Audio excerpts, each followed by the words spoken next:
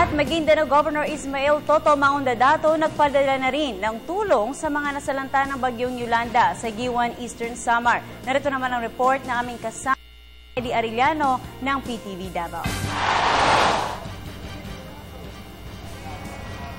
Isa sa mga lalawigan na malaki ang naitulong sa bayan ng Giwan sa Samar ay ang Maguindanao. Mga sariwang tilapia, bigas, medisina, kasama ng medical at rescue and relief teams ang ipinadala ni Governor Ismael Toto Maundadato sa bayan bilang pagtugon sa mga pangangailangan ng mga mamamayan doon. Team to ng medical, pati team ito na magsusupply na galing sa province of Maguindanao. No?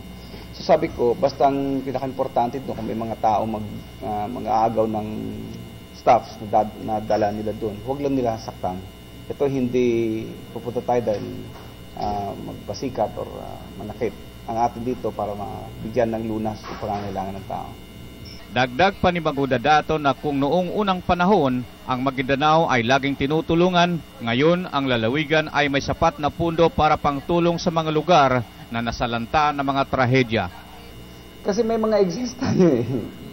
Kumbaga, nandyan man lang, bakit hindi mo ibigay doon sa nangangailangan? Especially, the President declared ng national calamity. So ito yung panahon. Personal namang binisita ng gobernador ang Giwan noong araw ng Sabado upang malaman pangangailangan pa ng kanyang teams at matingnan na rin ang lagay ng mga tao doon. Para sa telebisyon ng bayan, kasama si Julius Masayon, Eddie Arellano.